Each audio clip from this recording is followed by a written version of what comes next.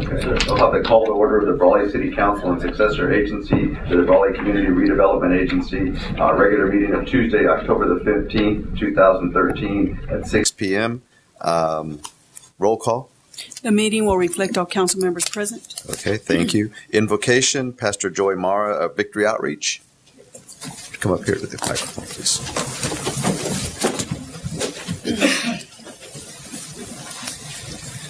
Let's pray. Heavenly Father, I come before you here this evening, Lord, and we just invite you to this meeting here this evening, God, and we just ask for your guidance. I pray over the council, God. I pray for all those city officials, all those in authority, Lord, as we continue to use them to, God, lead this great city. I pray for your favor and your blessings upon everyone who made it out here today, God. We ask you this in Jesus' name. Amen. Amen. God bless you. Thank you. We'll do the pledge of allegiance. Ready? Begin. I pledge allegiance to the flag of the United States of America and to the republic for which it stands, one nation, under God, indivisible, with liberty and justice for all. Thank you. Okay, we're looking for approval of the agenda, and I'd like to make some changes before we approve that. We're going to move item 5A to the end of the agenda, because one of the city staff is not here for that right now, and we're going to pull item 5B from the agenda for later action. We're going to move that one to the end. We're going to pull 5B. And then is there anything else that anybody would like? If not, I would entertain a motion to approve the agenda as changed. So moved. Second. Got a second. Motion and a second. Any discussion? All those in favor? Aye. Aye. Those opposed? Okay. Motion carries. Okay. Public appearances. Okay. Not to exceed 4 minutes. This is the time for the public to address the council on any item not appearing on the agenda that is within the subject matter jurisdiction of the city council. The mayor will recognize you, and when you come to the microphone, please state your name for the record. You are not allowed to make personal attacks on individuals or make comments which are slanderous or which may invade an individual's personal privacy. Please direct your questions and comments to the city council. Does anyone, any public appearances? Please come forward to the microphone. Sal?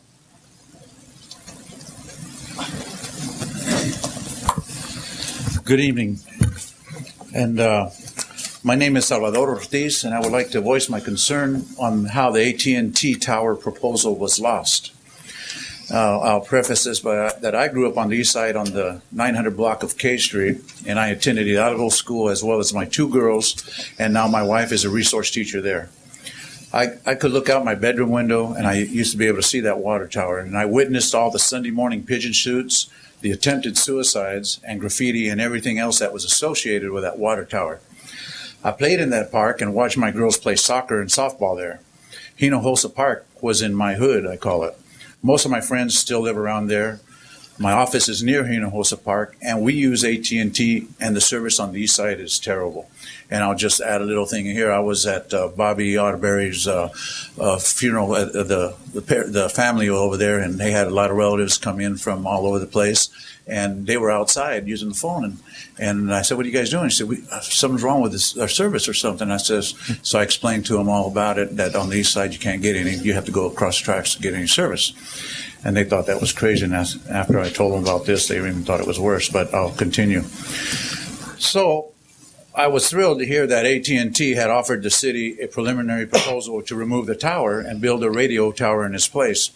And they would pay to remove the water tower, which I saw a figure of $100,000. Then they would build a radio tower concealed within maybe a clock tower or any other building to disguise it, and would take half the amount of land that the tower occupies. So after thinking about it, I found that the only negative I could think of was how the radio signals were going to affect the neighbors. And if they could scientifically prove no issues, I would say let's enter into negotiations. I had heard the concerns of the neighbors were of the same, visual impact and the radio waves. Now, if these concerns were met, I believe that negotiations would commence. Then I thought of the possibilities after coming from the negotiations, maybe a monthly lease payment that the city would use for upgrades to the park. I thought about that was a pretty good idea. And I believe that the makeup of this council, that it would be a great win for the east side. Miguel from the east side, I thought that was great. I was excited for the people on the east side. I figured that the Hidalgo Society would be for it and rally the area. Then I read that a group did not want a radio tower there. I could not believe it. What short-sightedness, that they wanted a stage and an amphitheater and were very vocal about it and basically did not want AT&T's tower there. Here was a chance for the east side to remove an eyesore that they would pay for and improve the area and get better phone service. Finally, some attention was being sent our way. Now, I worked for a big corporation, and I knew exactly what was going to happen. They withdrew the proposal and said adios. Mark my word, they will build a tower, but probably on private land, so somebody else is going to get that lease payment. Maybe even on the church steeple. They make some good ones in the church steeple and hide them. After they withdrew the proposal, I read in the paper that this vocal group was cheering victory, that they won. Well, if they thought they won, the east side is in trouble and will always be behind times. Because I have to believe that they are not the voice of all the good people of the east side community, because this group let their east side community down. And I would like to apologize to the east side community and to the city for the short-sightedness of a few. Maybe the east side service clubs can raise $100,000 to take the tower down. And I'd like to thank you for this opportunity to voice my opinion. Thank you, Mr. Ortiz. Thank you very much for your comments. I appreciate them very much, and I think many of us on council share many of the sentiments that you've expressed here today, and it takes a lot of courage to come up here and say those things, so I appreciate it very much. Well, thank you. Also, too, I asked a lot of the residents around there about it, and they had no clue. They were oblivious to it, and when I told them about it, they said, no way, I can't believe this. And it just goes to show that one vocal group can do a lot of damage, and it was pretty sad for the east side. Mr. Ortiz, thank you again. Thank you. I do have a comment. I want the record to reflect that I made a comment on this very issue at our last meeting, exactly how disappointed I am on how that took place and how that went about. And I'm going to say it again, because this council didn't have the opportunity to be involved in this decision making and to see something like that happen. And I'm not taking one side or the other, but I think if we could have got our heads together, sit down, looked at a proposal, met with the community, we could have come up with something that would have been positive for everybody. But for something like this to happen, it's just, you're right, it's embarrassing. Thank you. Okay. Anybody else? Okay. All right, moving right along. Any other public appearances or comments?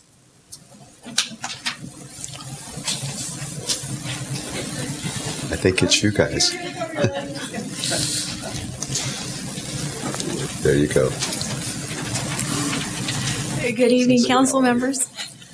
My name is Cecilia Dial, and I'm currently the principal at Phil Swing School, completing my first year. I'm thrilled to be a public servant to our community in Brawley. It's awesome. We've had many events happening at our school. A few things that I would like to share was being part of our safety plan, where we had our local agencies working to ensure that we know what to do in case incidents happen, such as intruders, appear at our campus. We've had the fire department do presentations to our students. And most recently, we had a lot of participation from your staff members as well as other agencies helping us with our National Walk to School Day. And so I am presenting Mr. George Gavanillas. He would like to share a few words with you. And again, I thank you for all the time and energy it takes for each of you to sit here. And know that in spirit, we are here as a community and at schools to make Brawley better. So, Mr. Gavanillas. Put the microphone down. Yeah. There you go. There you go. Good evening, Mr. Couchman, City Council members, City Manager, Mrs. Bayou and more, and audience. My name is George Cabanillas, and I am a sixth grader at Phil Swing School. I serve as the vice president of our ASB, and I am the captain of our safety patrol.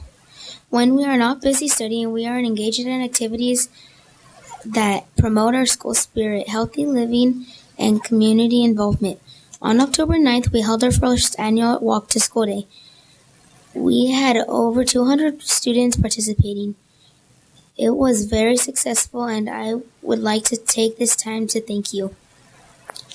We had several agencies working together to help us plan the event, then supporting us and keeping us safe. During the Walk to School Day involved in the events are staff members of City of Brawley, the fire department, and the police department. We had several police cars and fire trucks guiding us safely as well. Several units parked at our school. We had many adults join us for the walk, such as Mayor Couchman, Mrs. Bayunmore, Mr. Chan, Fire Chief Perez, and Peraza, and Police Commander Hauser. We hope to continue encourage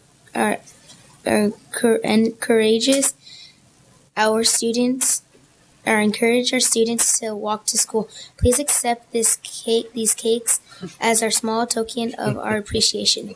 Good job, buddy.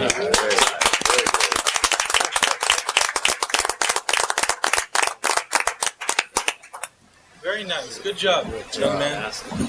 George, I would like to say that I did enjoy that walk intensely. It was a great event, and all the kids, I think, enjoyed it. Everybody was happy going to school, and they weren't sad or anything. It was great, and we had a great time, and all the students were well behaved, and we had just a wonderful time. And I'm pleased that the city turned out for that, and that we were able to join in that activity. I think, and now that we eat these cakes, we're going to have to walk a lot more. I think. But so thank you very much, George. I love your name. Smart kid. Anybody Good job, else? buddy. Good job. Anybody else? Thank you. Okay, thank you very much. Thank you. We'll take a break later and have Yeah, sure. We'll have some cake. There's some coffee. Thank you again. Thank you very much. Okay. Anybody else for public appearances? No? If not, we'll move right on. Oh, one announcement. I think we do have some students in the audience from Imperial Valley College and from the high school, possibly. I'm not sure. If you are here, we welcome you here to the City Council and the City Council meeting. I know you're here to further your education, and we appreciate that, and we look forward to talking with you and you enjoying the meeting with us. Okay, thank you. Consent agenda then. We'll move on to the consent agenda. Items are approved by one motion. Council members or members of the public may request consent items be considered separately at a time determined by the mayor. Anybody have anything they would like to pull from the consent agenda or change? Nope. I will entertain a motion then. So me. Second. Motion and a second. Any discussion? If not, all those in favor? Aye. Those opposed? Okay, motion carries. Okay, number 4, continued public hearing notice to be heard at 6 p.m. Review and potential action regarding transitional and supportive housing zoning ordinance amendment. Presentation, Gordon Gase, Planning Director. Good evening, Mayor Couchman, council members, Gordon Gase, Planning Director. We're in the process of updating our housing element, and laws change over time. And the last time it changed was when we were updating our last element, and there was a couple things in there that when we're reviewing the new one that HCD wanted to be sure that we have in our ordinances. And these are all state statutes. One deals with this transitional and supportive housing, which, like I said, we've been practicing this since SB2 passed in 2007, but they want explicit language in our ordinance that explains what transitional and supporting housing is and where it's allowed. There's also another one that'll be coming up later regarding reasonable accommodation.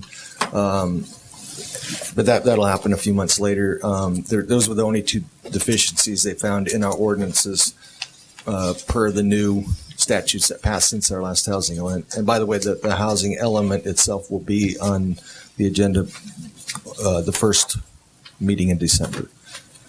So if you have any questions on this, I'd be happy to answer them. Anybody have any questions for Gordon? If not, I would consider a motion for Public hearing. open the public hearing. Any comments from the public? Okay.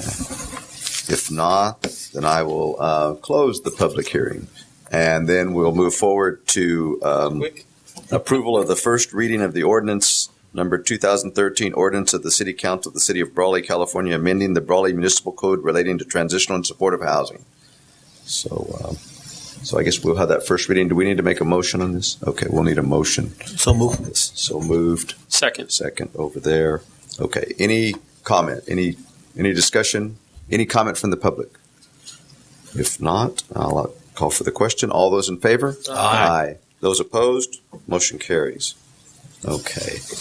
We have moved item 5. Thank you, Gordon. We've moved item 5A to the end of the agenda, and we pulled item 5B. So we'll go to item 5C now, which is review and potential action regarding the City of Brawley credit card acceptance policy and resolution number 2013, resolution of the City Council of the City of Brawley, California, adopting the City of Brawley's credit card process and acceptance policy dated October the 15th, 2013, presented by Ruby Walla, Finance Director.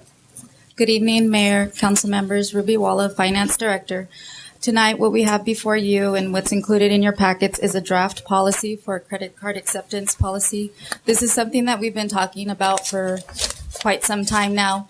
We've been accepting credit cards at the locations of utility billing, police department, and parks and recreation.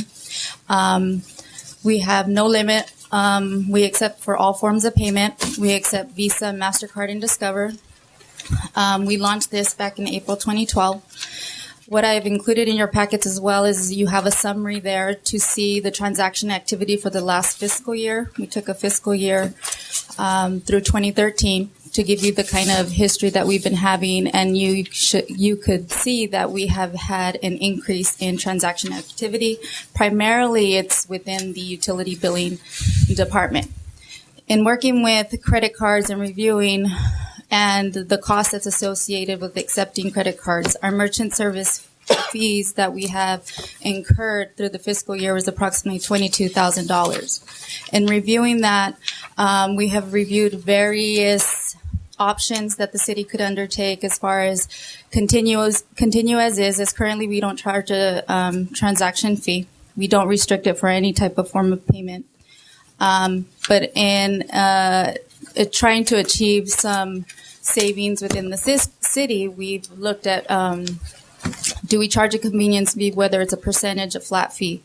The policy that you have in front of you today is drafted based on staff's recommendation and review. The proposed changes are currently we accept payments over the phone, face-to-face, automatic authorization, but that's primarily within the utility billing department for utility customers. With that option, customers have the ability to choose any day from the 1st to the 15th. It's their option, and they sign an authorization form with the credit card, and they were required to keep that up to date as far as expiration dates change and so forth. With that, one of our policy changes is that we no longer will accept over-the-phone payments. That is what we're recommending as the staff that encounter that, especially in the utility billing departments, like today, the 15th, when payments are due, there's a long line of customers, and there's a heavy phone line going on as well, and they have to manually key in that information, which takes away from the attention from the walk-in face-to-face customers. And we do experience an increased phone call activity during that period of time, what that causes is manual key and entry. It does cause errors. We have increased for error for the data entry. We get charged if the information isn't entered correctly. For instance, the billing address or the name is maybe it didn't come clear over the phone as far as the spelling or something. We do get dinged on our merchant services for that for not submitting that information correctly. It still gets processed. However, we get dinged as far an associated fee for that for not matching the information correctly. So what we would do in effect is basically promote to encourage the customers to sign up, especially utility billing, because those are the increased activity that we do with over-the-phone payments, is refer them and promote the auto-authorization of their credit card on that. And then the second item that's asking for a change is currently we have no limit set on the amount of payment that we'll accept for credit cards. What we have recommended in the draft policy is limiting the transaction amount to $1,000. And this has been a review of the activities that we have been handling at all departments, but primarily, again, this is highly impacted in the utility billing department. There's not as significant activity in Parks and Rec and Police Department. With this change, those two departments will not be significantly impacted. You see that primarily in the utility billing department.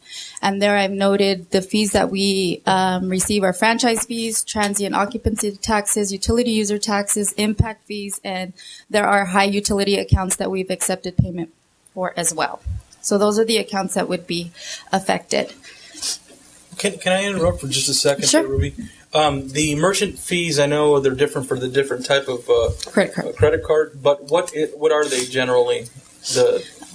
They are an average of 1.8 per 8. Well, the schedule that I provided, and I'll put it up here. I didn't think we can.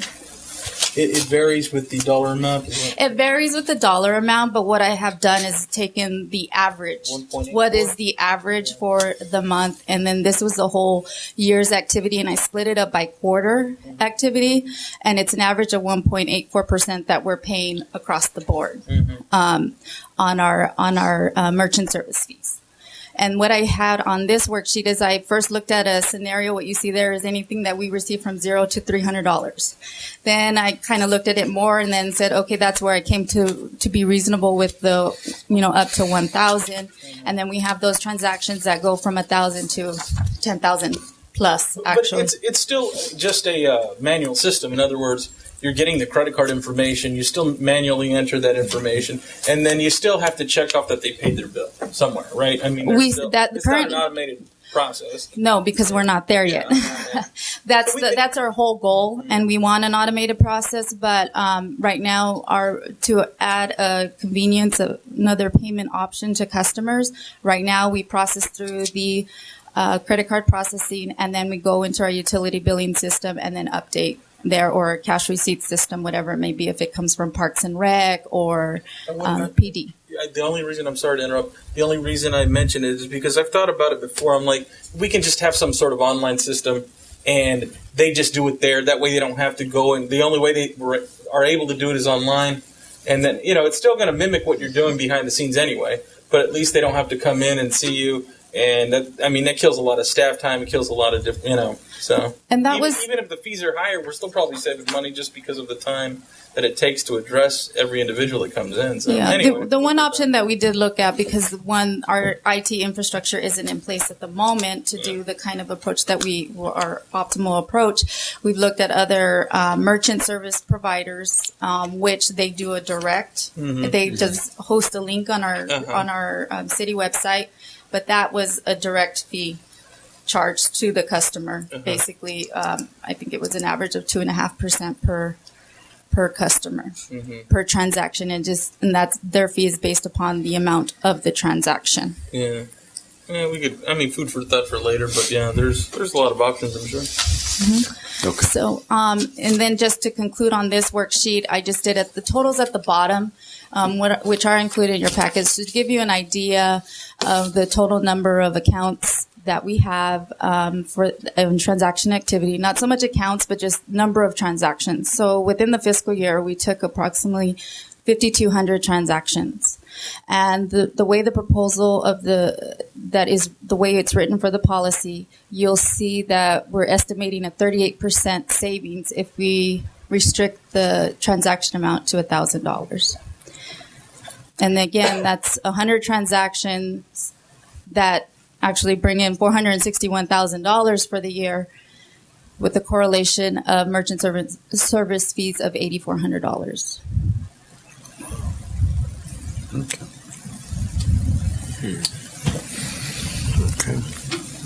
Questions? What's our pleasure at this point in time? I just have a question. Also, just for clarification, obviously, a total of 100 transactions in that category, above 1,000. Is there? I don't need an exact breakdown, but does that lean more toward? Is it TOT taxes, impact fees? Is there, or is it spread pretty evenly across? It's highly franchise fees would be the most significant. Franchise fees, TOT, and in the lower portion between maybe 1,000 to about 4,500, you have a combination of high utility users and a minimal TOT. But up at the higher end, which then go usually anything 5,000 or above, up to maybe 14,000, 15,000 at times, are TOT and franchise fees. and utility user tax. Okay, and then just my follow-on to that is just more on the customer service front. Have any of those customers have been contacted? Not all of them, but have we been able to go out? And I don't know how much of an impact on their ability to pay or convenience. In the policy as it states, it's proposing to go effective December 1st, which would give us a 45-day window. With that being said, it would allow us the opportunity to post and advertise, notify within our billing that we no longer accept payments for over $1,000. Those customers that have been using it, because in reviewing the history, transaction activity, it's the same users. Right. And so we could identify who they are and make contact and send them notifications. We also have $1,000 or more users as far as on auto authorization as well. So if we follow the policy, we would do our process as far as notifying them as well. Okay. And that was the intent as we draft the policy. Okay. Do you believe that by doing this, even with the fees that we do with the card, does that make it easier for people to pay? Do we collect more money on a monthly basis? Do you feel that it does create an option for people to pay where they might not miss a bill because they have this option? I believe for our residential utility customers primarily, I see that it is a great benefit to them to have that option. Mm-hmm. Okay. On the higher end, as far as when you pay franchise and TOT, so for utility user tax, we've received checks before, but they're from more like, your commercial. But we would not business. have the percentage fee that we have to pay either on those. And the percentage fee, if we're going to absorb that within the city, I think I would have to see some benefit to that fee being absorbed by us. In other words, it means more people pay on time. It's maybe less work for us. And so that to me is kind of a benefit from that extra fee that they're having to. On the residential side, we've seen that. On the resident, I think it's primarily on the residential side. I'm not so sure it'd be on the other side. But, okay.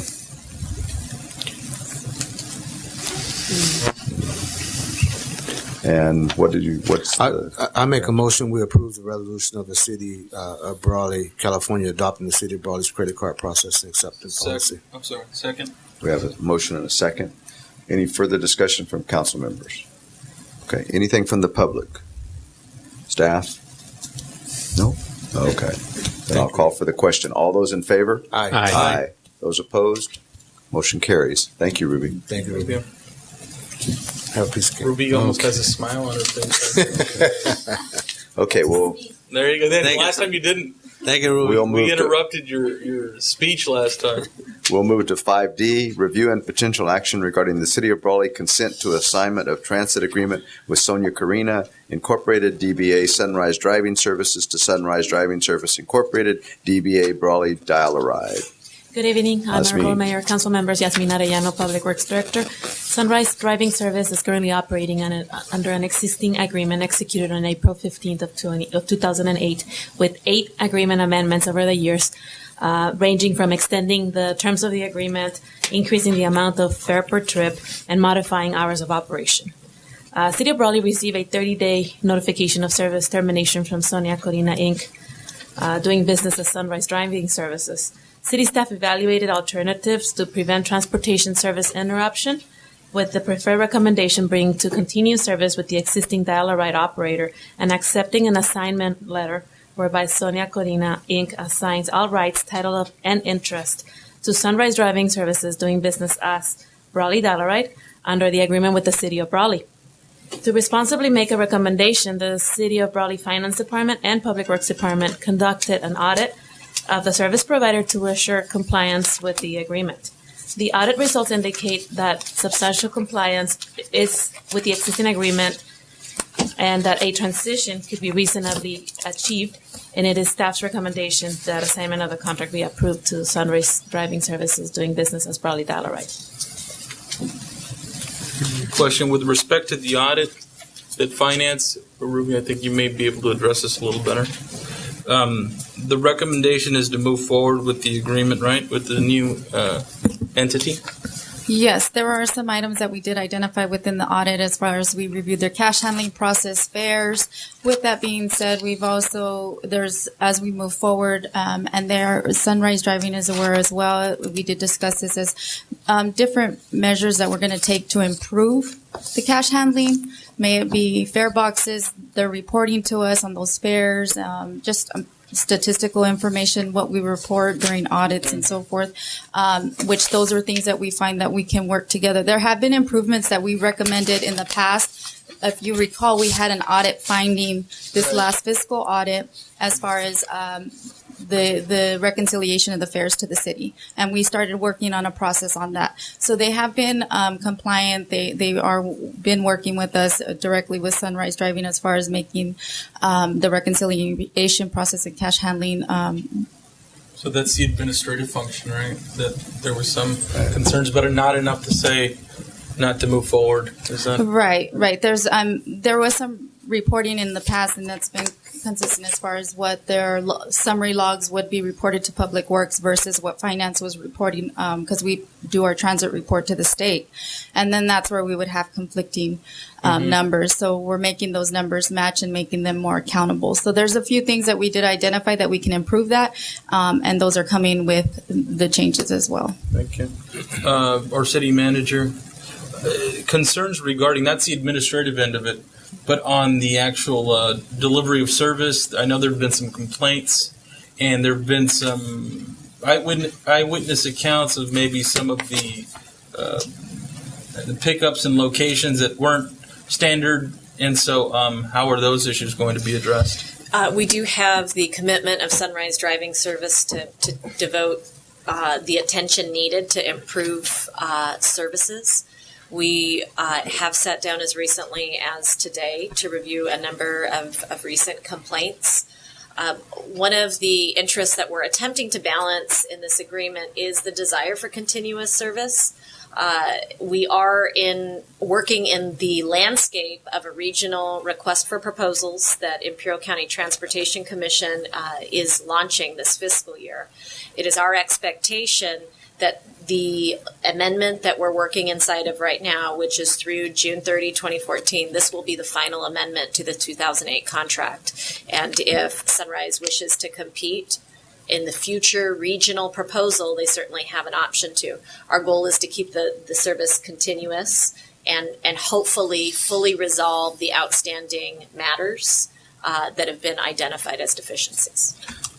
Okay, so at this point in time, this is the 2004, June 30 of 2014, so it's a limited period of time for us to cover. Correct. It's to ensure continuous service, and we will be looking at the overall county RFP. However, we may or may not enter into that, but however, that is an option in the future for us, and so we will be looking at that, I think, as a city council. They're here now. I'd like to hear from them. Yeah, as well. okay, all right.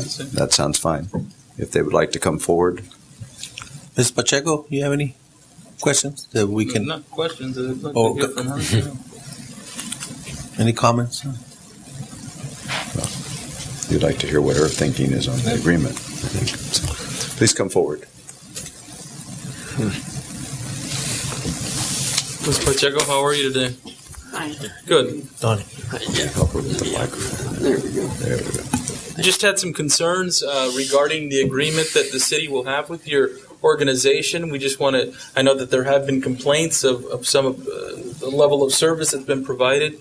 Is there anything that you can share with us so we feel a little bit better about this decision tonight?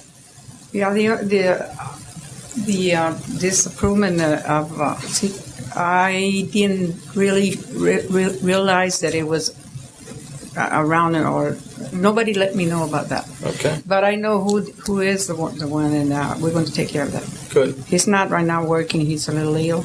Okay. But once he comes in, I'm going to have to let him know, and we have to decide, and we have to let him go. Okay. Well, we don't expect you to make those decisions here, but certainly we have our own concerns, and we want to make sure that you're addressing them, and that's the reason that they also had the audit of how you operate, and I just wanted to hear from you, so I appreciate that. Thank you. Welcome. And I just wanted to make sure that you do understand this is, if approved, this is through June the 30th of 2014. And then there is a possibility that you would have an opportunity to RFP sometime within that time frame for a more county-wide service thing. It's also possible that things will happen there and we may not go that way, but I think that's something that we're all looking at, the different options that we have here at the city level. Okay. Thank you. Thank you. Okay. Mr. Mayor, if I may offer one more Yes. comment. I do believe we have a board member from Sonia Karina here tonight. I don't know if he wishes to offer any comments on his organization's historical relationship with the city. We certainly are grateful for the leadership that has been provided by Sonia Karina and wish them well in their future endeavors. We certainly welcome that if you would like to. I mean, it's up to you. No? Not at this point in time. Okay. Oh, Actually, I don't have any comments. It's just our concern and desire is that there not be any interruption in services for the city. So I think this is the best thing for everyone involved. yes, if we do not do this, I think, and you correct me if I'm wrong, it was like almost a 30 or longer interruption, 30-day or longer interruption in service if we don't take some form of action here. The alternative would be for the council to adopt an emergency resolution regarding the need for transit services. And we'd basically go out on an expedited RFP basis, attempt to identify parties that have existing equipment and are able to deliver within our city limits.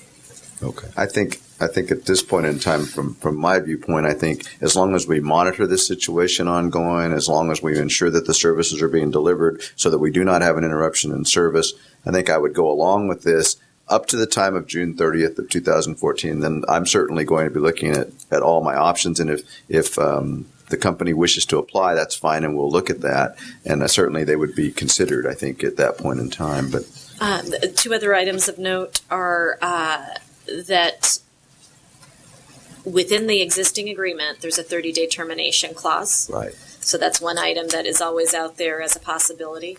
There is also a commitment on the part of both city staff and Sunrise Driving Services to do a follow-up on all of the outstanding deficiencies that were identified in this spot audit and be sure we're perfectly in pace with regard to the city's expectations and their need to deliver. And I would think that would be the council's direction to city staff, is that we need to stay on top of the situation and make sure that services are being delivered. And I'm not sure that they're not. I just think that we need to be on top of that so that we get the best level of service that we can during this period and then looking to the future also.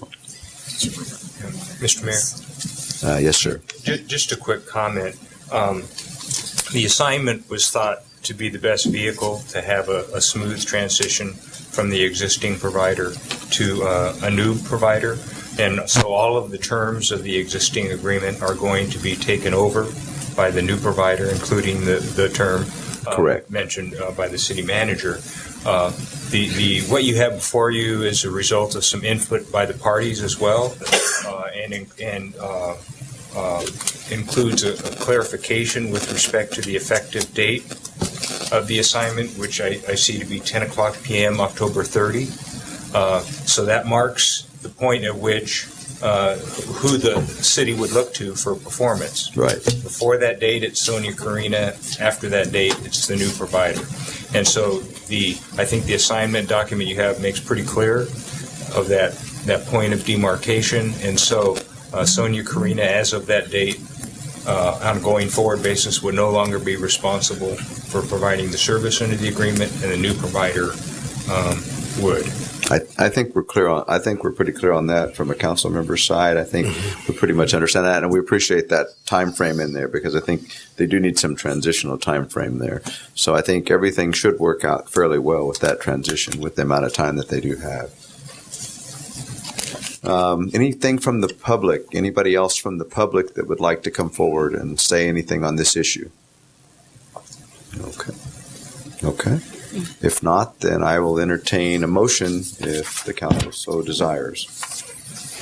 I'll go and make a motion that we go ahead and assign the transit agreement from Sonia Karina, Inc., DBA Sunrise Driving Services, to Sunrise Driving Service, Inc., DBA Brawley Dial-A-Ride. I second that motion. I have a second. Okay. Any further discussion from the side of the council? Staff? Public? Okay. If not, I'll call for the question. All those in favor? Aye. Those opposed? Motion carries. Okay. Okay, we'll go to 5E. Review and potential action regarding date change for November the 5th, 2013, regularly scheduled Brawley City Council meeting. I think this has been brought up, and I don't know if staff wants to comment. It's because there's a bunch of things going on that day, or at least two things going on that day. There's a cattle call activities. It's an election day, and we'll be looking at that from the sense of that. And my personal opinion is there'll be a lot of people involved in a lot of different activities at that time, that week especially. And I, for one, would like or entertain an idea of changing that date to a different date for that meeting. I don't think we have in the past. I don't want to change the date. I'd like to continue to have it on the election date. Just make it a short one. Yeah. Mr. Wharton? I'm open to a change if it accommodates, obviously, events or whatever the case may be. Again, I don't know the history, but as it turns out, that night will be actually challenging for me, but that's a personal thing, so I'm not impressing that upon the rest of the council, but I would be open to the 5th would be a challenge. An alternative. Would be a challenge, but that, again, like I said, that's also personal. So, yeah, as far as I'm concerned, I would be open to an alternate date if What are we looking at show changing it to? Well, we have some. The problem with that week is there's activities that entire week, so changing it to a day that week is kind of out of the question, I think, under the circumstances. So what you're really looking at is changing it to a day such as the 12th or the 13th of November, probably at this point in time. The 12th is probably better because it's a Tuesday. I don't think we'd have a very intensive meeting. I mean, we've always held it on days where there's elections and other events. For cattle call, I don't think we've ever had a change in the past. I don't see a reason to change it this year. Just keep it real light. Yeah. Do we foresee having a long evening on election night as far as having a meeting? Not at this time. I would keep it the same. Even if we get out at 7, we still have time to go vote. There you go. Well, I don't think that's the only issue. I mean, I would like to attend some of the cattle call events, and they occur at about the same time. What other? It used to be the cowboy poetry. I don't know if it's... Yes, it is, and it is at that time. So that is a problem for me. I would like to attend that event, but You can attend. I know. I'll be here. I understand that. All right. Okay. It's up to the pleasure of the board, but I'm okay with that date. Okay. I think it stays that date. Then it looks like. Okay. I would ask city staff to, and I will go over the agenda with you to keep it light. You got it. Okay. All right. Okay. Okay. Back to item 5A, the library, the Lambs project. Marja. Thank you for postponing me. I just had an absolutely wonderful time talking to parents of kindergarten and first graders about reading to children, and that's why I'm late, so thank you. The LAMS budget before you is for the exact amount that has been awarded to us by the Imperial County Children and Families First Commission. During the budget process earlier this year, a placeholder of $190,000 was put in place because we assumed we'd get close to that. This is the actual true amount of the budget with all the line items corrected. So we hope you like that and we'll approve it. Okay. Any questions from the council for Marja? No? Okay. I make a motion we approve this item for the last. Second. Okay. I think he beat you. Okay. Motion second. Okay. Any discussion? Any comment from staff or the public? If not, all those in favor? Aye. Aye. Those opposed? Okay, motion carries. Thank you, Marjo. Thank you so much. Thank you, Marjo. Thank you, Marjo. Okay, item 6, departmental reports. Review of 2013 cattle call activities presented by Richard Rubio, Parks and Recreation Director. Mayor Couchman, members of council, members of staff, Richard Rubio, Parks and Rec Director. You should have had me up here before that prior discussion. I'll set you guys straight on the cattle call schedules. Yeah. Everything gets started this Friday. This Friday is the cattle call queen contest, horsemanship exhibition, and contest at the Cattle Call Arena. And then on Saturday is the Queen Coronation event over at Barbara Worth Country Club. That's this weekend. And then starting November the 2nd is the actual big kickoff to the Cattle Call week of activities. November 2nd is the chili cook-off. We're excited about that. We've got the event going to be held over on Main Street and Plaza Park. We're shutting down Plaza Park from West Plaza over to East Plaza, so traffic will circle around the entire Plaza Park, and that event kicks off. Road closure will be from 4 a.m. until 4 p.m. The actual event starts at 9 o'clock, so that's on Saturday morning. And then come Monday evening is the chamber kickoff dinner over at the Brawley Boys and Girls Club. That's open to the public, open to members of staff and volunteers. That gets the actual work week for Cattle Call going. And then Tuesday, election night, is the cowboy poetry over at the Stockman's Club. Wednesday, we have two events. During the day is our children's rodeo. That's the special rodeo that's held for kids throughout the elementary school districts in the valley.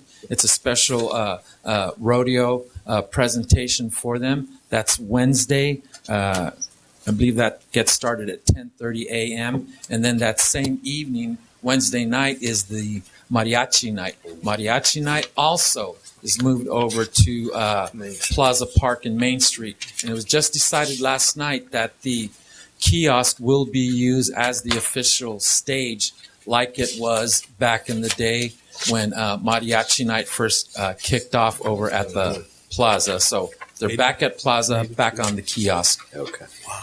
1980. That's Wednesday. Thursday is our BUHS Cowbell tri-tip dinner.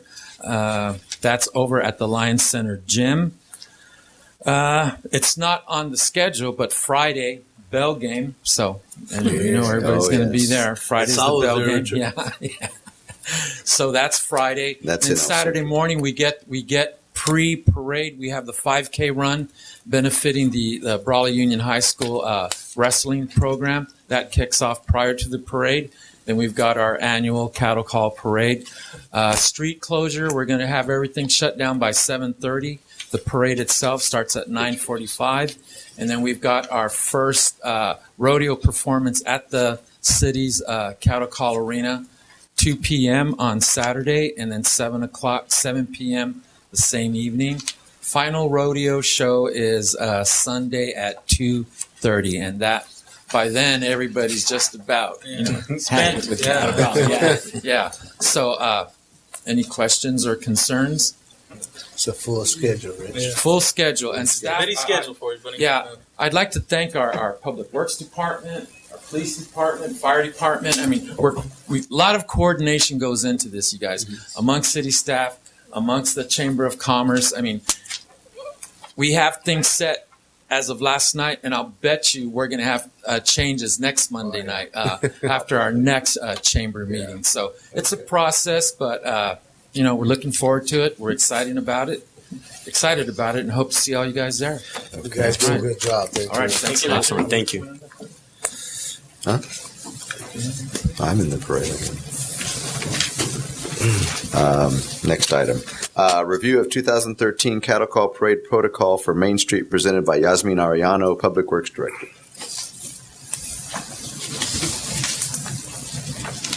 Hi, good evening again. The Public Works Department prepared a flyer that we're going to be posting. Actually, it was posted online as part of the agenda with frequently asked questions. And we have a parade route. We also have the detour line.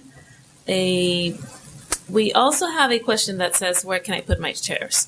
So we had two options. And after many people reviewed it, they thought that this would be the best way to display it to the residents or to the parade participants. which is the areas with the wide sidewalk. We would like the chairs to be placed adjoining the street so we can leave a 5-foot pedestrian access behind the chairs. And then in the areas with the narrow sidewalk, which is right Next one. Let's see. We're asking for the chairs to be placed behind the sidewalk, and so that we can have access for pedestrians in the area. The chairs Good luck. we're allowing to be placed at 5 p.m. The Friday before the parade. Anything that gets placed before 5 p.m. that it's and especially that is blocking businesses, driveways, will be removed. Will be taken to the Public Works Department, to the Public Works Yard.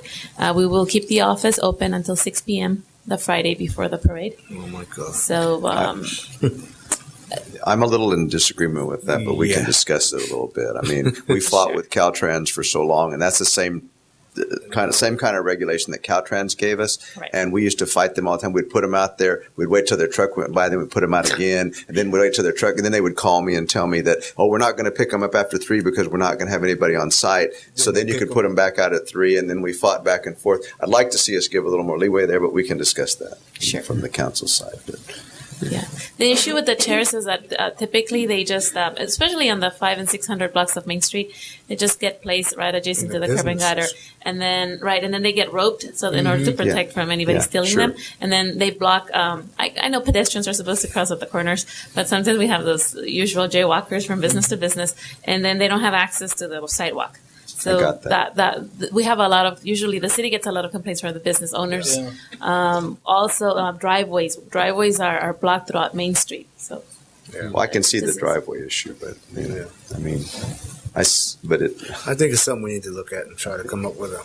Yeah, I think I would rather have us give a few more hours, a couple more hours anyway, as opposed to picking them up and then having to give them back. I mean, I think that's a waste of the city employees' time. I think what we need to do is come up with a good schedule plan to where they're not out there all day. Right. But give the folks time to put and if we give them a time, they know at that point, like if we say earlier in the day, like at 10, let's say 10 in the morning, they can start setting up.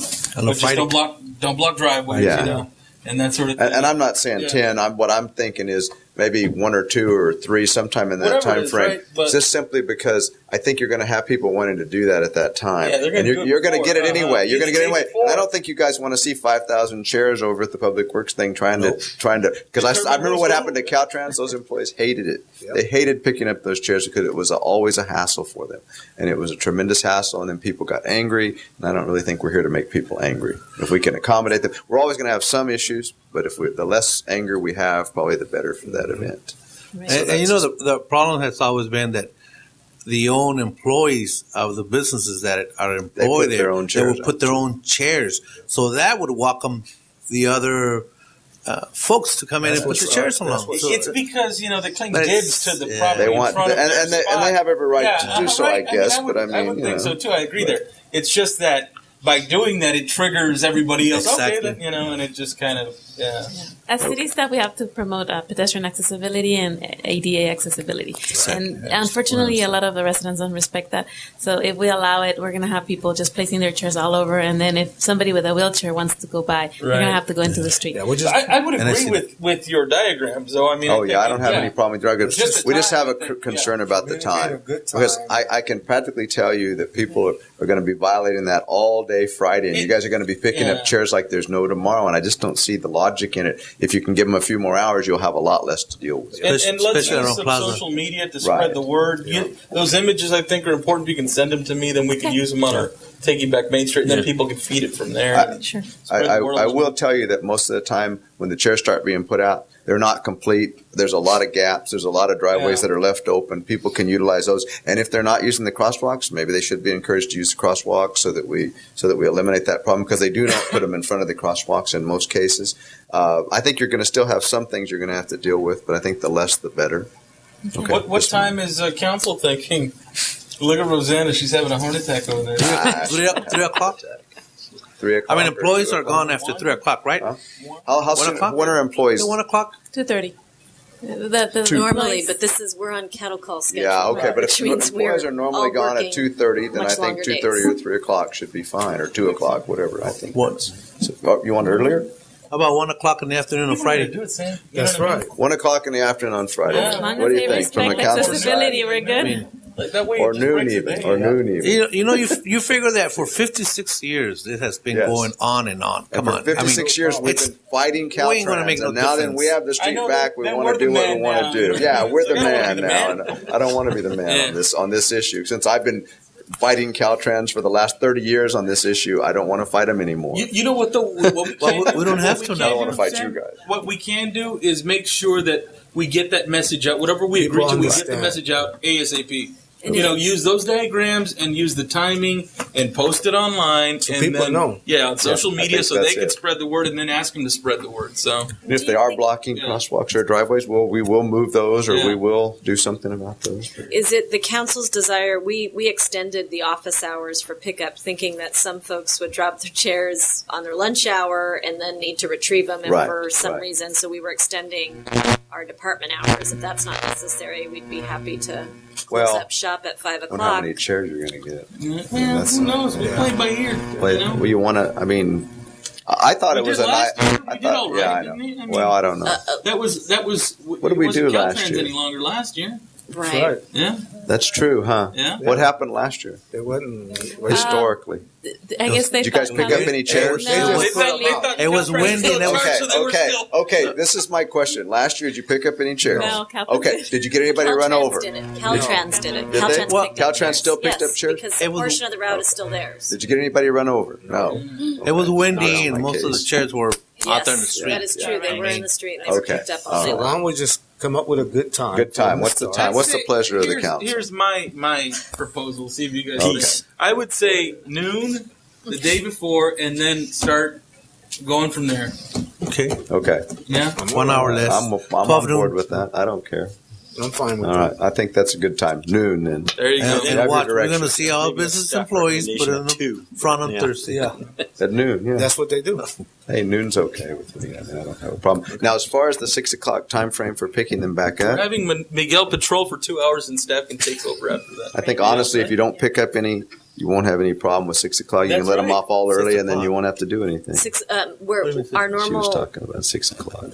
the office would be open till 5 normally on a Friday. Our streets and utilities crew normally gets off at 2:30. Okay. So in this instance, if we're able to keep our normal hours, that's fine. I think you keep your normal hours. Don't it pick till- up any until chairs, and I think everything will be fine. Thank you. Yasmin, could you send those to us? Okay, wait a second though. Just so we're clear though, if it is any instructions that you may have, Yeah. Okay. that way we can post them, and then people can see the Yes. website. If it is what? if it is necessary to pick up chairs due to accessibility or safety issues, those will be collected Yes. and available for retrieval from Public Works Right. until 5 o'clock. Right, until 5. Yeah, that should do it. I A think call that will for handle it. responsibility. How about that? I'm going to put my name on mine so you can call me. Because I won't put them out before noon. All right. Okay. How about haystack? Wow, what a discussion. That's pretty good. That was a. You know what? Thank Sad you. is that was the Thank you. longest discussion of anything Of on the agenda. evening, right? We just spent $176,000. Yay. Oh, well. Yeah. Moving right along. Okay, and that's the you're done? You're complete. Did you have something else? No, yes, thank you very much. Okay, Just go a ahead. reminder, the tours, they're going to be on Rio Vista and Eastern Avenue as before, going to A and 2K. And then as well as the closures that Richard talked about, he just forgot to mention the one on Mariachi. The Mariachi starts at noon, at 12, right, Richard? Yes, it starts at noon Okay. to midnight. Okay. All right. Gentlemen, can I give a suggestion? Sure. Sure. Chris Ferguson, Public Safety Committee. Uh-huh. Or how long, I don't know. In regards to this, maybe, I don't know, maybe a day before, if the staff has time or inclination, put some stakes and signs out there that says, please put like your chairs behind this line or in front of this line to keep the pedestrian block. Because I can tell you as a photographer, going up and down Cattle Call Drive, or the parade route, sorry. The parade route. Anyway, walking up and down the thing, it's really difficult to find parking spaces or walking space. I mean, you're literally like maybe have 2 feet. You have to shuffle sideways. Yeah. So I hope that these lines are followed. But I think because people aren't going to go on Facebook. They're not going to. They're going to do what they want, as they've always done for 56 years. And it'll be the same. It'll be the same thing. So maybe some stakes and signs that says, "Please put your chairs in the lawn," or maybe a chalk line where the white sidewalks are that says, "You know what I mean?" We understand. We understand what you're talking. That would help a lot. Biohazard here, don't cross. Maybe we'll see as time allows, I guess. Thank you. Thank you. Yeah, that's about 1 or 2 blocks there. That's really only 1 block for that type of sidewalk. So the rest of it is pretty much the wider sidewalk. So we might be able to do something there in the plaza. Okay. All right. Okay, going to item 7, informational reports. A record of building permits, September 2013, Francisco Soto, building official. This is simply an item noted for your edification, indicating all of the permits issued in the month of September. Okay. Okay, anybody have any questions? Nope. If not, moving right along. Okay, city council reports. Councilmember Wharton. Lead batter. Sure. I'd like to report out. Last week I had the pleasure of attending our library board meeting, and some great information was discussed there. But one in particular I'd like to highlight, which I took some interest in, is as a library patron, just kind of getting the word out there. I know Marjo, our librarian, is going to be working very hard on a little bit of a plan, on a communication plan to get this out to our customers. But if you walk into our library and you find a book that's not available, there's a new plan called Zip Books, basically, that takes advantage of Amazon's extensive inventory. And it can be ordered right online instantly. That book appears. And you come, you're able to get that book. It's delivered directly to the house, right? That's right, to the residents, to the patron. And they're able to keep it, obviously, utilize the book, read it, whatever they do. And then when they bring it back, it has the option of either joining our collection and inventory. It could be sold to the bookstore, or the patron could even choose to purchase it themselves. So pretty neat option. Again, it's just taking advantage of a little bit of the technology out there. And, of course, that complements the existing, I believe, interlibrary loan system that we have currently if you don't find a book. So I just thought that'd be really neat for our many users. There are some limits, some specific information will be coming out. But, again, I want to appreciate, as always, the dedication and the work of the board there. Fantastic work, and I hope that book sale was successful. I was unable to attend, but I saw the setup, and it looked like there were a lot of people there. So. Moving right along, also had the pleasure just yesterday to attend a great cause that is supported by the County of Imperial. It's the San Diego Area Burn Institute. They have their annual Golf Classic fundraiser, obviously a great cause. We're very active here in Imperial County with Burn Institute. I know in the past I've attended this event with the chief, our fire chief, and this time again around it was a great event. And had the pleasure of sharing a little bit of time with our county CEO and several of our elected officials that also attended this. So, again, just reporting again, Imperial County was well represented and was a great event. And then finally, I'd like to give a little bit of a shout out for Brawley Union High School. Has a big game this Friday, so I do plan to attend. I know many of us here in the room will. And big game. Bell Games on the road this year, is our director kind of reported. But I assume that public safety, all of our city services will be on full alert and full deployment there this weekend. We're expecting a big crowd. So good luck to our Wildcats. And that's all I have. And thank you to the staff. Councilmember Nava. Thank you. Would like to thank our friends over at the Public Spectrum. They're recording our meeting here tonight, but they were also generous enough to donate their time and their expertise. And they interviewed myself, Interim Police Chief Hauser, and our city manager. The focus of the feature is a 3 or 4 minute feature. It will be ready at some point next week, but it's just to create awareness on graffiti, what the city's doing regarding graffiti. And what we're trying to do to get people to report the act of graffiti. And so there's a lot of aspects that we're trying to touch on. The other aspect was also bringing some awareness to the utility partners that we have within the city, which is like IID, telephone company, and other utility providers. Since their transformers, telephone posts, electrical posts are often tagged, and we would like to, direct some attention to them and hopefully work on a plan where we can address those concerns. Because if you notice around town, the city of Brawley has done a very good job of addressing the tagging on the walls, commercial buildings, residences, but we do have a problem with graffiti on transformers, on junction boxes for telephone, on poles, power poles, and those sorts of things. So, if anything, we could apply some soft pressure just to get them to recognize the fact that it's causing a problem for us here, a quality of life issue. And again, I'd like to thank the Public Spectrum for helping us address those concerns and to get that message out there for us. So I appreciate that.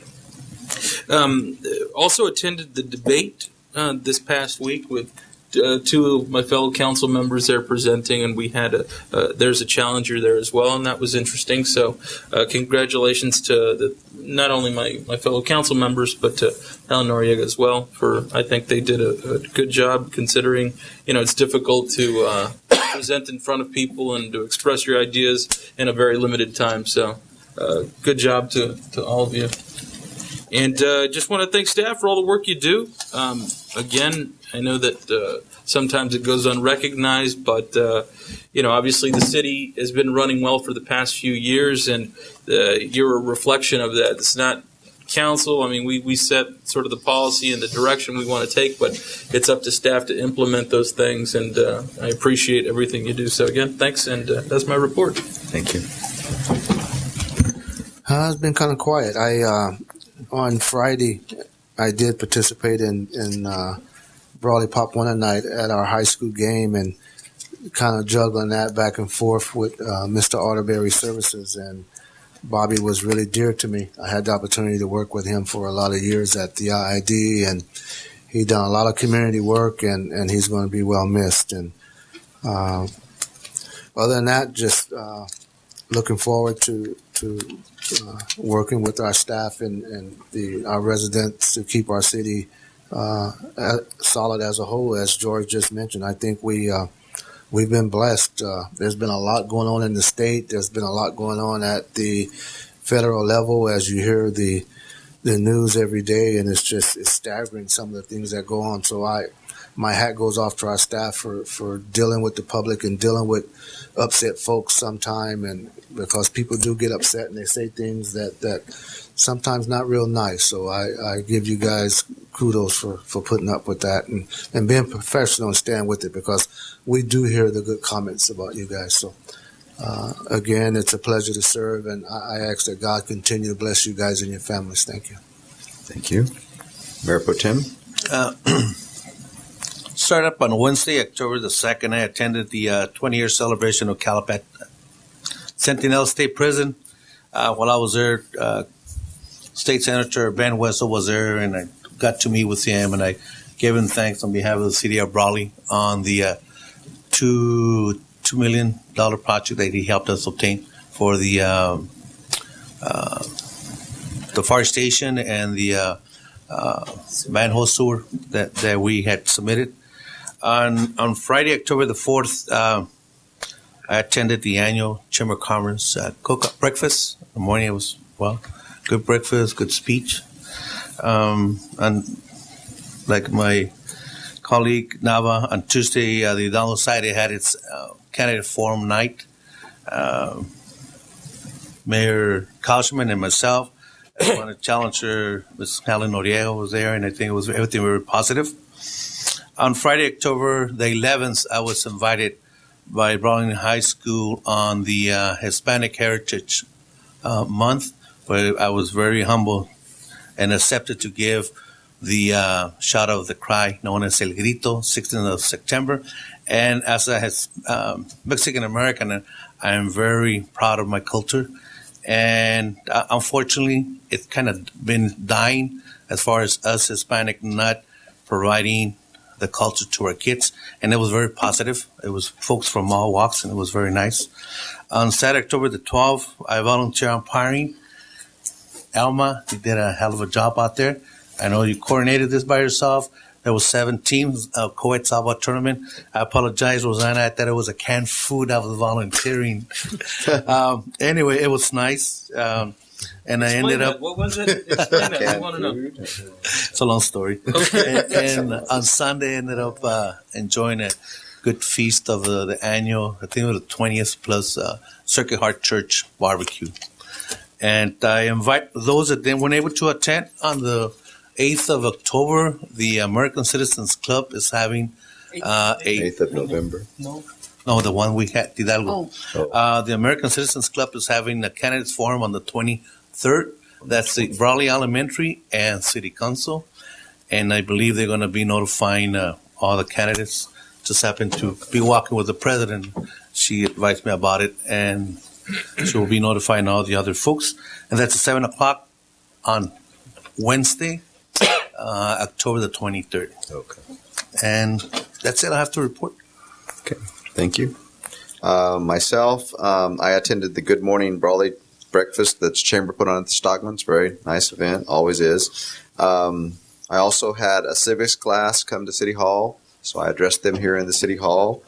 I did the Walk to School Day on October the 9th. Very, very nice event. I really did enjoy that. I think we've already mentioned that. We had the young men come in. Really neat event with the kids. I got to tell them all kinds of stories, and they had to carry me halfway and all that kind of stuff. It was really a lot of fun, though. I mean, they didn't have to wrestle anything. It was great. It was wonderful. The police were there. Fire department was there. City staff were there. It was a great event. I appreciate the city's participation in that.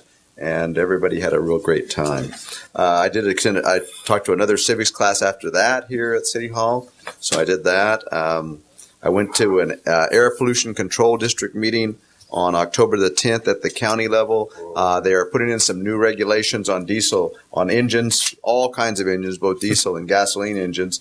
It will have some probably impact on agriculture and on major producers such as the IID, which is what Don's shaking his head here about. There are new regulations in place, and we got to comment on those and see those. There's not a whole lot we can do about those. I think they're state and federal, and they're just what they are, and so we have to deal with those. But that was an interesting event. I think Holtville was there, Calexico, we were there, El Centro was there. I think that was the extent of it at that point in time. I also did the October 12th Food Bank event. That was a great event, the Food Bowl dinner. Well attended, a lot of people there from all over the county, and they had it here in Brawley, which was neat at 5 Crowns Cooling, I think. And so that was a great event, and we had a great time over there, and there were quite a few people there. I also attended the Sacred Heart Barbecue.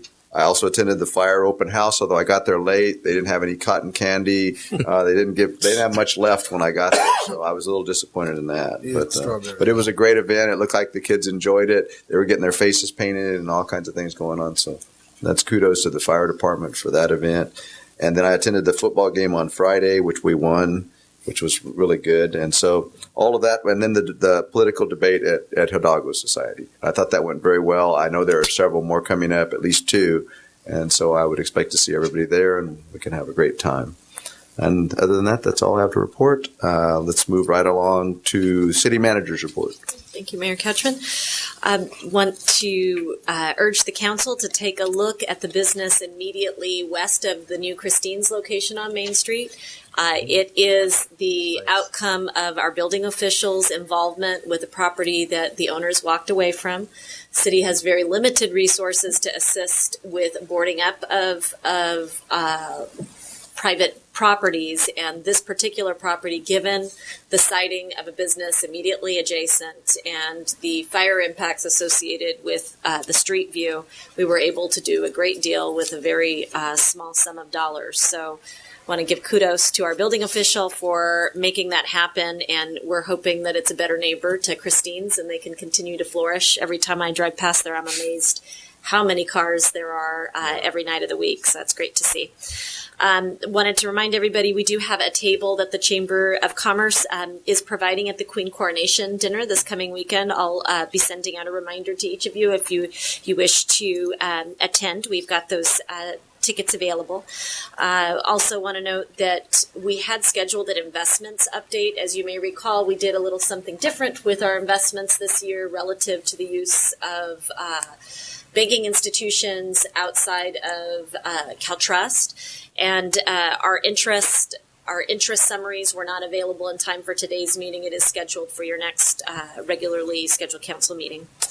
Wanted to make you aware that the City of Imperial was in touch today relative to some short-term fueling needs that they have. We're in the process of evaluating whether our existing CNG fueling station can accommodate both our own street sweeper and the sweeper that's scheduled to arrive later this month, as well as give Imperial a hand. They are utilizing the CNG fueling station on Commercial in the City of Imperial. It's got some challenges at that location.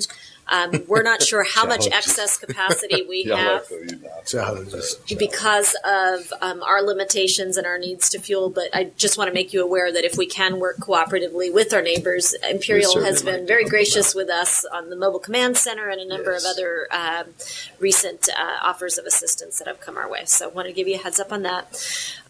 Our Public Works Department is in the process of potholing commercial alleys. So if you see them out there, they're very busy this week. I want to make sure you're aware of that. Finance, as of this week, has been receiving inquiries about accommodations that'll be extended to employees affected by the federal government shutdown. Our intent is to be reasonable with our customers and provide them a reasonable extension. We'll be coming back to you with what exactly that looks like. But wanted to make sure you were aware that those inquiries were coming our way. The last item are actually two quick additional items. Alan Chan in our Public Works Department really took the lead with regard to the Phil Swing coordination for Walk to School Day, and want to be sure the Public Works Department specifically is recognized along with our police department and fire departments. It was a very positive event and a great start to a day with some good exercise. So that was nice.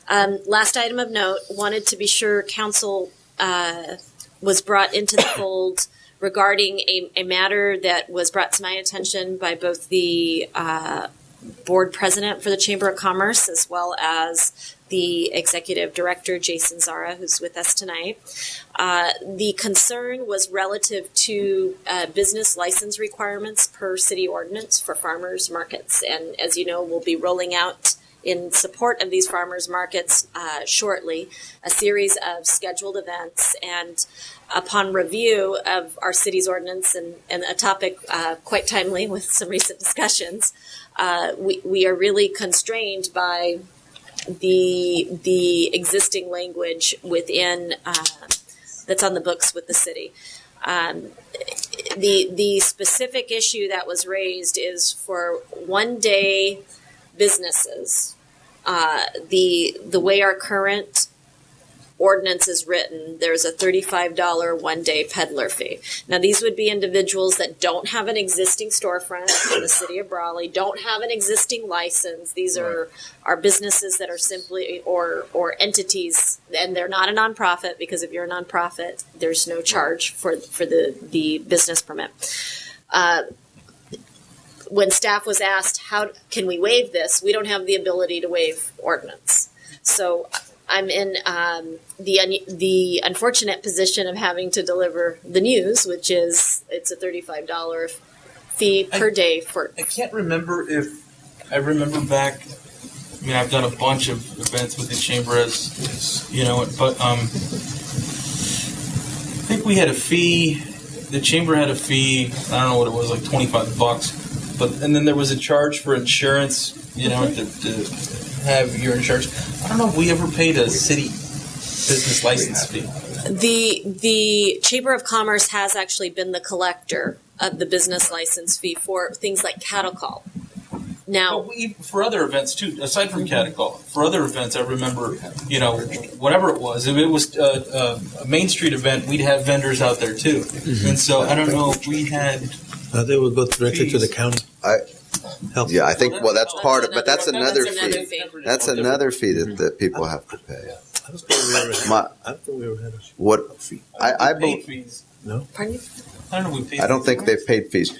I would like us to do something They to. pay him to the chamber. The chamber collects on behalf of them. Yeah. I would like us. But I don't know if it was a business license fee. But I would like us to do something to encourage this event. And I think if we start charging all the fees, I think while I don't necessarily think the fee is too excessive, I do believe that if we keep charging these fees, we're going to lose some people in that first event. What I would like to see us do is for the city to absorb that in some way. If we want to pay it for them and just it's a bookkeeping type thing, then let's just do it and be done with it, because I don't really want to charge them $35. I'd like to get as many people in that, as many vendors in that event as we could possibly get, and give them at least a break until we look at that ordinance. Because I think that ordinance, the reason why we have that ordinance in place is to protect our local businesses that have storefronts. But in this case, as a special event, one-time deal, I just don't see that as the same as, say, vendors that come in and peddle door to door, vendors that come into the city doing the things on the street corners and stuff like that. Many of those are nonprofit, but some of them are not.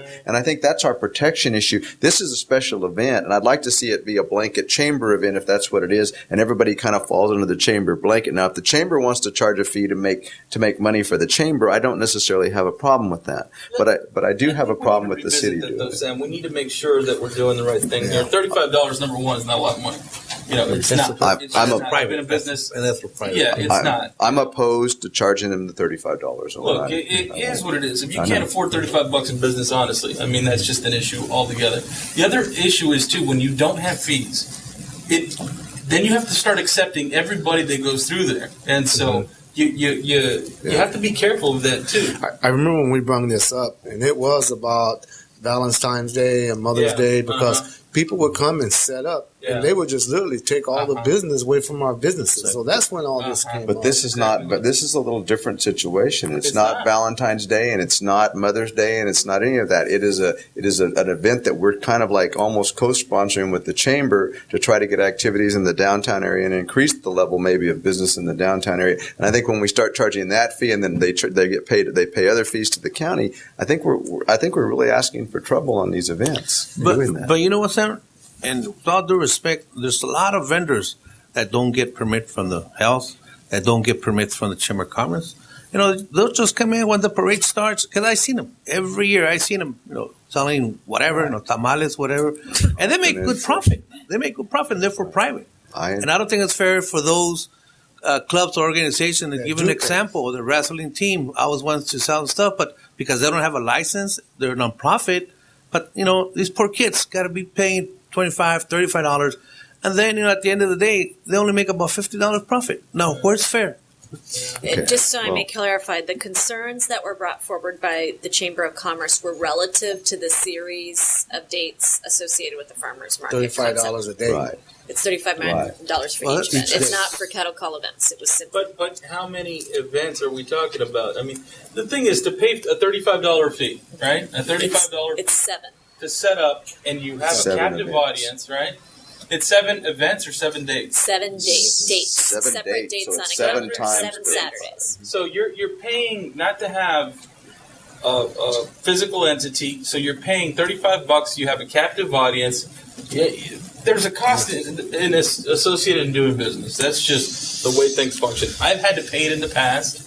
When we've set up, I've done the same sort of thing. So it's just a part of doing business. I'd like to, in everything that's being said, obviously, I think they're all good points. I mean, there isn't anything here that I think what Councilmember Nava is bringing up is an excellent point. I mean, I don't think that's necessarily the discussion. I think it's real important we really frame it this way.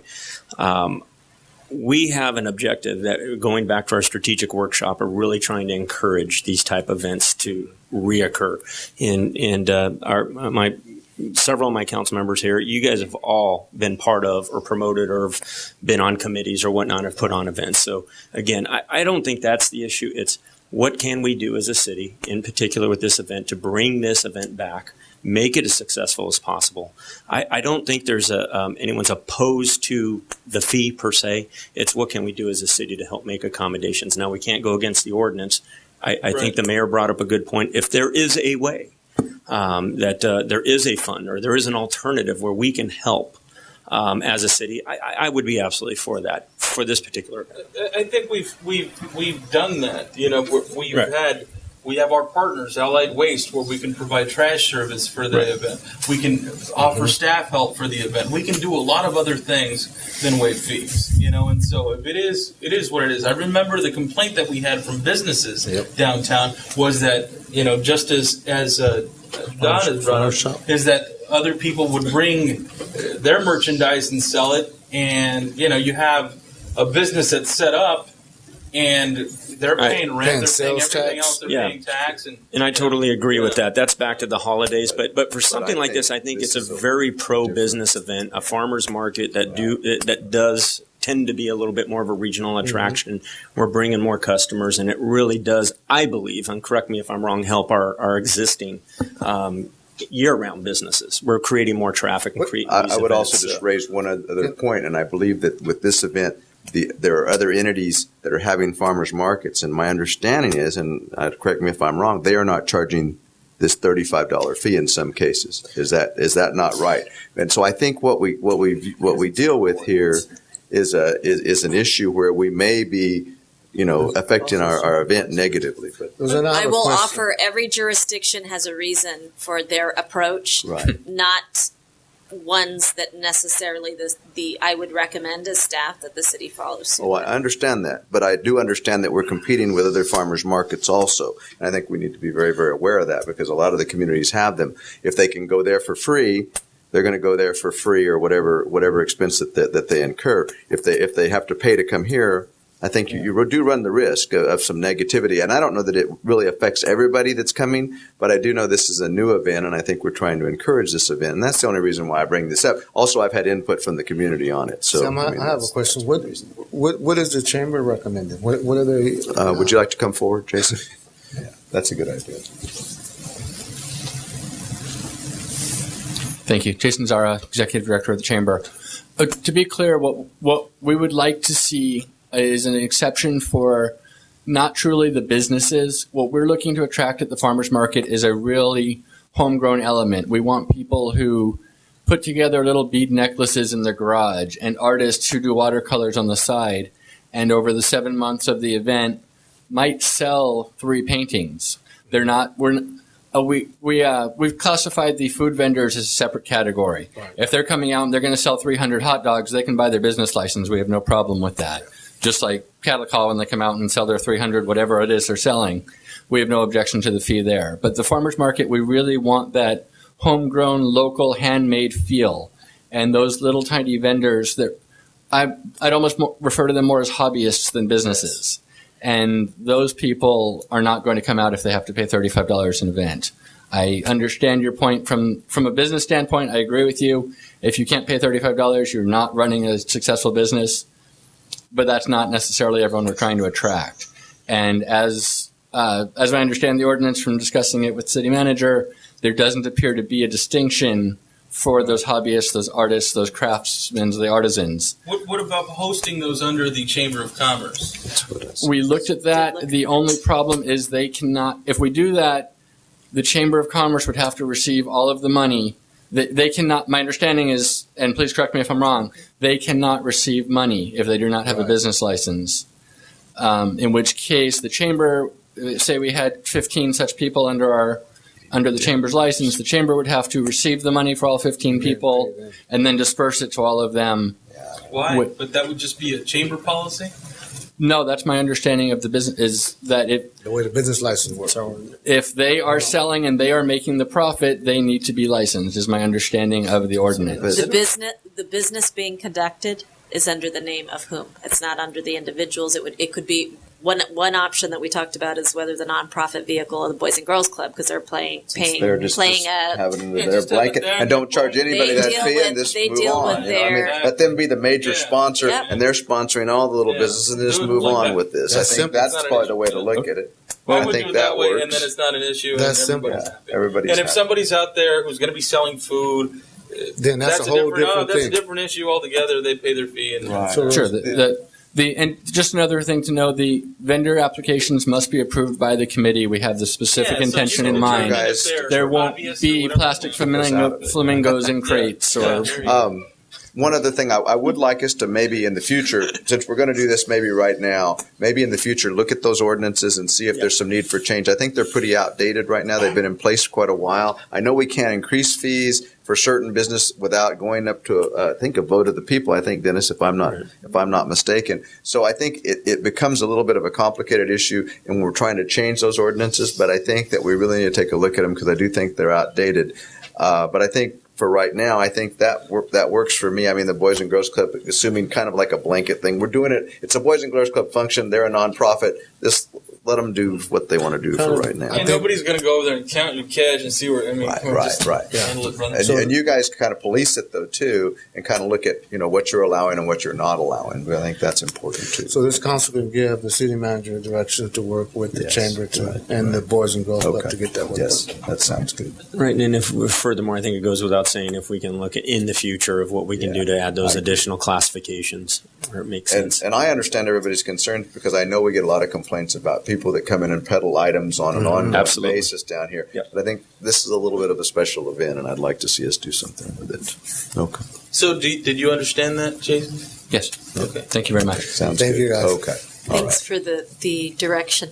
If I might just tag on two additional items, our chamber, the city of Brawley is providing a venue for the Chamber of Commerce for Candidates Forum on October 29th here in this room.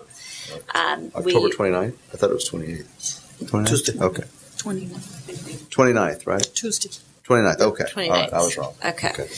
And then the last item, just wanted to give you guys a heads up on, is I met today with a local muralist who is very interested in finding space within the downtown to display some of his work. The examples he provided are stunning.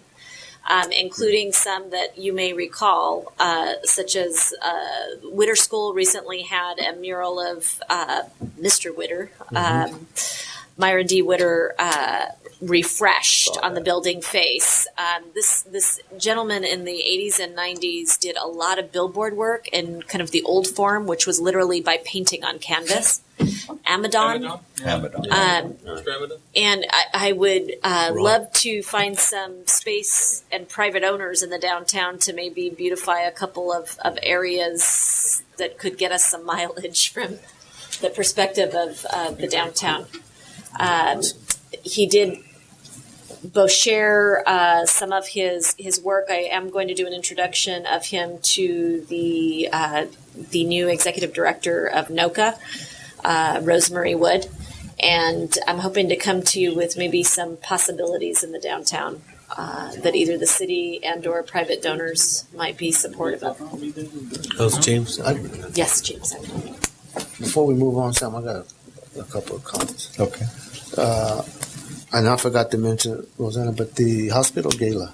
Yes, it's Thursday night. I have one table. It's confirmed for you and Bertha, Sam and Wanda, Miguel and Stella, and we have 2 additional seats. Okay. And I'll be out of town. Don? I have another table. Yes, I just thought about it, and then when Jasmine, mentioned Alice, 6 p.m. I spoke with you about one area. And there's a mixer on Thursday also. That one alley There's early. This why? behind the car wash. Yeah, thanks for setting us up for that hospital gala. That's a really nice event. It is. And I'll put out, it is a patriotic theme, so yes, if you want to pick out the right tie, it would be the right time to get your 4th of July tie. If you have extras, call me. I know somebody with an outfit like that. White and blue, no. I don't know. Okay. All right. Something with big old stripes. Anything else? No, sir. Okay. All right. Then we're moving right on. Treasurer's report. Red suit. All right. Red shoes. City attorney. Nothing to report. City clerk. Nothing. All right. With that said, we will take a short break and then we will go to closed session.